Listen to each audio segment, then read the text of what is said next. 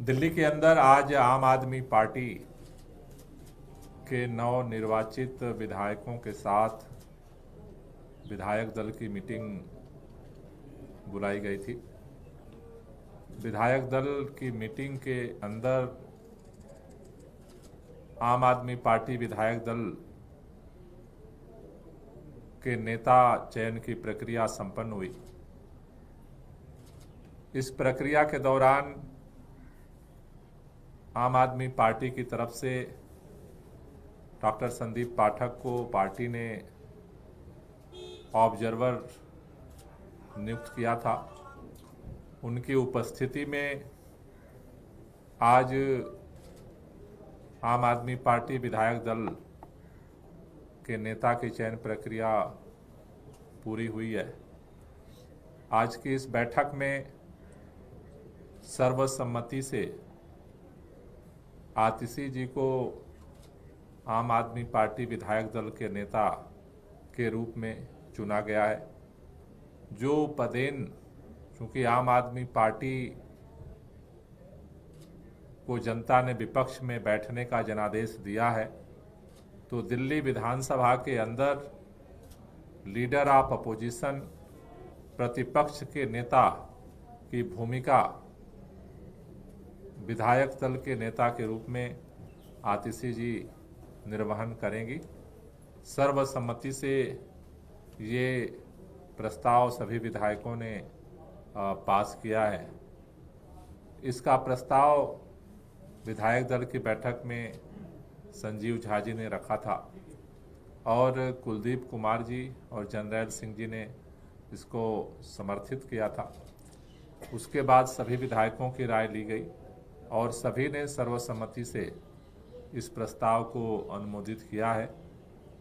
तो आम आदमी पार्टी की अब विधायक दल के नेता के रूप में और सदन के अंदर प्रतिपक्ष के नेता के रूप में आतिशी जी, जिन्होंने दिल्ली के अंदर एक चुनौतीपूर्ण समय में मुख्यमंत्री की जिम्मेदारी का निर्वहन किया है और सरकार के मंत्री के रूप में भी इन्होंने काम किया है।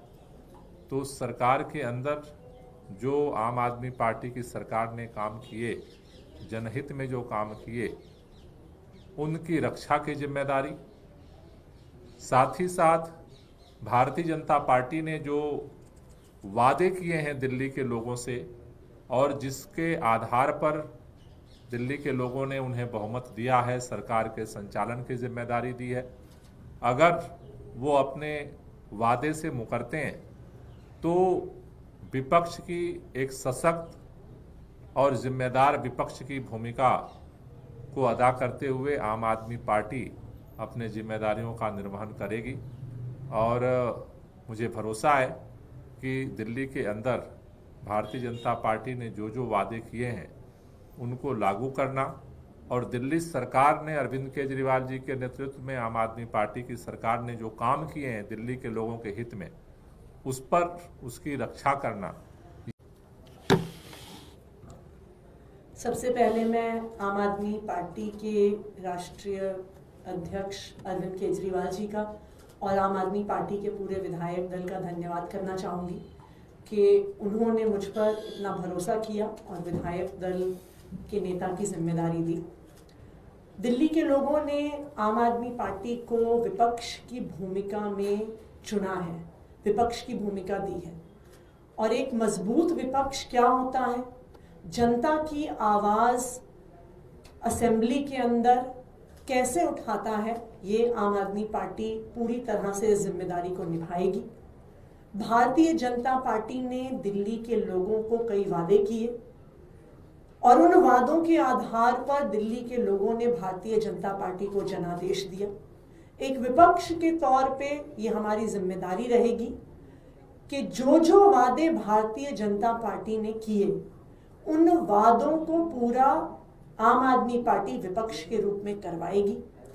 सबसे जरूरी और सबसे महत्वपूर्ण जो वादा प्रधानमंत्री नरेंद्र मोदी जी ने खुद किया कि पहली कैबिनेट की मीटिंग में दिल्ली की हर महिला को 2,500 रुपए की राशि देने की योजना पास की जाएगी और 8 मार्च तक पहली किश्त आ जाएगी। मोदी जी ने गारंटी ली थी दिल्ली में प्रचार के दौरान। पहली कैबिनेट की मीटिंग हो गई, लेकिन उसमें 2,500 की स्कीम पास नहीं हुई। लेकिन भारतीय जनता पार्टी की जवाबदेही तय करना ये हमारी विपक्ष के रूप में जिम्मेदारी रहेगी और हम दिल्ली वालों को, दिल्ली की महिलाओं को ये वादा करते हैं कि भारतीय जनता पार्टी से, रेखा गुप्ता जी की सरकार से दिल्ली की हर महिला को 2,500 रुपए की जो गारंटी मोदी जी ने दी थी वो आम आदमी पार्टी दिलवा की रहेगी। बहुत बहुत धन्यवाद। मैम, एजेंडा क्या आप लोगों ने डिसाइड किया, क्योंकि अब आप कल ही से सत्र शुरू हो रहा है, आप लोगों की शपथ होगी, उसके बाद पूरी प्रक्रिया है, एजेंडा क्या तय किया है आम आदमी पार्टी का, क्या रहेगा? जैसा गोपाल जी ने कहा कि 2 महत्वपूर्ण एजेंडा विपक्ष के तौर पे हमारे पास हैं। सबसे पहले भारतीय जनता पार्टी ने जो वादे किए हैं उन वादों को पूरा करवाना, जिसमें प्रमुख है 2,500 रुपए प्रति माह दिल्ली की हर महिला को देने की जो मोदी जी ने गारंटी ली है, ये हमारे एजेंडा में सबसे ऊपर रहेगा।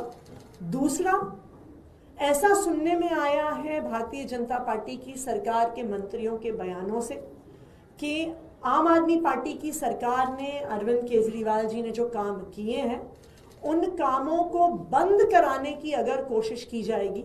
अभी स्वास्थ्य मंत्री का एक बयान भी आया था कि कई सारे मोहल्ला क्लिनिक बंद करवाए जाएंगे।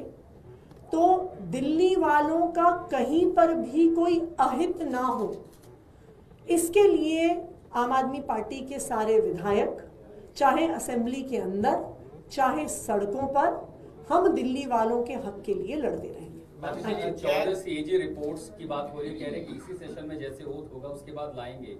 क्या आम आदमी पार्टी सरकार के लिए इससे मुश्किल बढ़ सकती है और आप विधानसभा में स्ट्रैटेजी क्या होगी?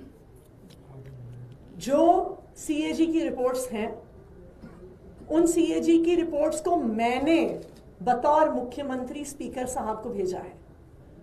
तो ये जो फैलाया जा रहा है कि भारतीय जनता पार्टी ने निर्णय लिया है, ये सीएजी रिपोर्ट्स चुनाव से पहले ही दिल्ली विधानसभा एक सील्ड एनवेलप में चली गई थी। ये सीएजी रिपोर्ट्स पहले हाउस में प्रस्तुत होनी ही थी। तो इसलिए भारतीय जनता पार्टी जो ये भ्रम फैलाने की कोशिश कर रही है कि उन्होंने फैसला लिया है, वो रिपोर्ट्स प्रस्तुत करेंगे, ये बिल्कुल भ्रामक है। सीएजी रिपोर्ट्स मैंने ही दिल्ली विधानसभा में भेजी हैं और बिल्कुल हम ये चाहेंगे कि जो भी मसला है, जो भी ये सीएजी रिपोर्ट्स में है, जो भ्रम फैलाया जा रहा है, वो बिल्कुल दिल्ली के लोगों के सामने आए। वजह क्या रही कि पहले आपके सरकार के दौरान ये सीएजी की रिपोर्ट पेश नहीं हो पाई? वो तो एक रूटीन प्रोसीजर है, वो अलग अलग समय पे सीएजी की रिपोर्ट स्पीकर को भेजी जाती है।